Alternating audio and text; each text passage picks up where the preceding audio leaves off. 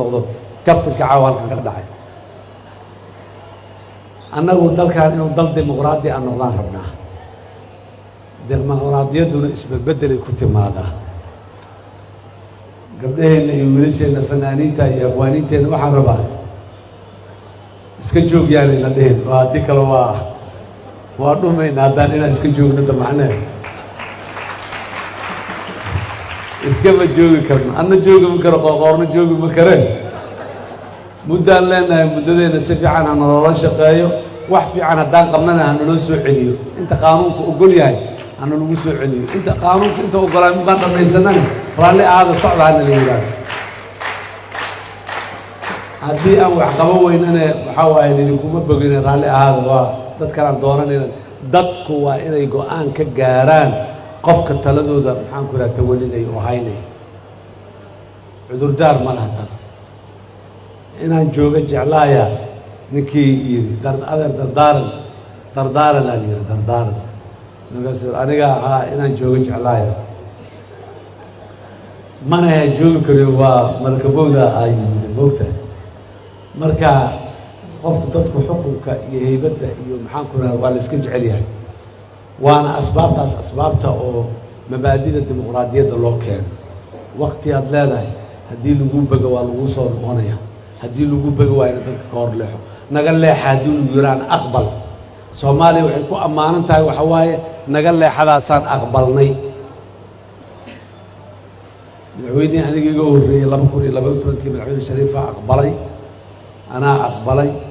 madaxweyne farmaajo daraad aqbalay haddee waddadaas waa furantay waana falantay waa socotaa qof soo xeli kara male aniguna baraan aqbalayaa kan iga dambeeyaa aqbali doona sidaasaa muxuu ahay sunno joogtaa oo soomaalidu ay ku dhaqantay u noqon doontaa haddii aan la yidhaah dowladnimo waa dastuur dowladnimo waa qaanuun kala dambayn waxaan aniga jecelahay maaha waxaad adiga jeceshahayna maaha wixii dadku ku heshiiyeen oo meesha ay yaallo waaye haddaanan jeclayn xataa waxaan ku khasbanahay inaan yeelo laanna dadkaa ku heshiiye ra'yiyaan dhiiban karaa war waxaan sidaa saan lagu heshiiyey xoogaa waa laga rooyahay amaa loo noqdaa ha loo noqdo maantii inta loo noqdo dadku haddana ay ku heshiiyaan inay bedelaan allah na gaarsiiyo laakiin ilaa maalintaas sida ay yihiina loo aqbalaya loo qaadanaya looguna dhaqmaya dad badan waxay yidhahdaan madaxweyne xasan galmudug saanuu ka qabaa iyo kanuu ka qabaa iyo kaasuu qabaa horta sideedaba annaga waxaan ka shaqaynayna siyaasaday ahayd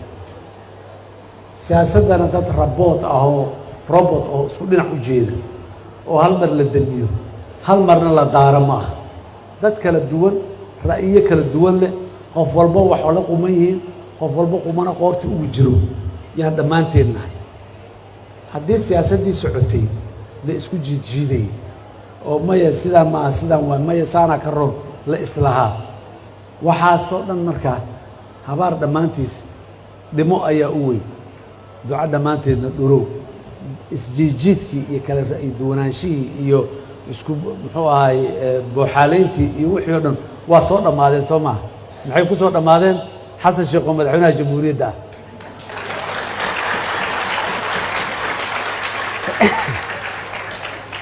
maxaan qabi karaa marka yaansan wax u qabi karaa qofaan wax u qabo ma jirto qof wax iga bi'isay ma jirin waxaan aaminsanahay maalintaas ra'yiga aan qabay ra'yiga ka duwan dadka qabayna ra'yigoodana saxay ku ahaayeen mowqifkaas inay qaataanna saxay ku ahayd waa la qumanayd laakiin qumanaantii waxaan ku guulaysanay meel lagu soo wada dhammeeyo oo waxaan isku raacsannahay inaan keeno teendadii haddii la tegey kadib kala ra'yi duwanaashi waa dhammaatay walaalihii iyo saaxiibadii waddadii la soo maray oo dhan ay wax ku soo galagaareen waxaan leeyahay cayaarta waa soo dhammaatay caadi iska dhiga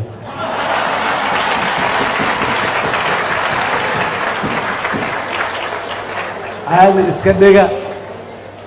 haddii dadka qaar ay dhihi jireen basku waa buuxayo meel laga fuulo male tareen aan dhammaanaynaa taagan aan tareenka wada raacno muxuu ahay nabadda iyo aayahana aan aadno isma qabqabsan karno isma xagxaga karno haddaan isku noqonno annagoo isqabqabsanno oo isxagxaganno ahdaafta waaweyn oo aan sheegayno ma gaari kareen madaxweynaha dowlad goboleedkan iyo madaxweyne kastoo dowlad goboleeda aniga agtayda xushbuu ka leeyahay qadarinuu ka leeyahay talow ka leeyahay kuma mashquulayno soomaaliduna hadda waa la bislaaday dhaqamadii hore waa kasoo guuruwaynaa oo la dhidhibi jira qaarkood inta dhimanna waa kasii guuraynaa soomaalidu waayo aragay noqoto waxna waa baratay khibraddu inay wax weyn tahay ogaatay dalka maanta golo sharci dejin hadday tahay iyo golo fulin hadday tahayba dad taladaan hore u soo marayaa jooga madaxweynihii hore xasan sheekhaa la doortay guddoomiyihii hore golo shacabaa la doortay guddoomiyihii hore aqal saraa la doortay dadka jooga waa dadkaas fursadda markaa madaxweyne kastoo dowlad goboleed in mar kale la doortaa koray u soo kacday madaxweyne qoorqoor marka waxaan leeyahay wax kaa ba'an ma jiraane dadkaada qalbigooda leh hel cid kaloo ku haysan karta ma leh taladu reer galmudug ay kaa jirtaa galmudug bannaankeeda wixii ka socdoo ku yimaadeen inaan yac dhahan annagaa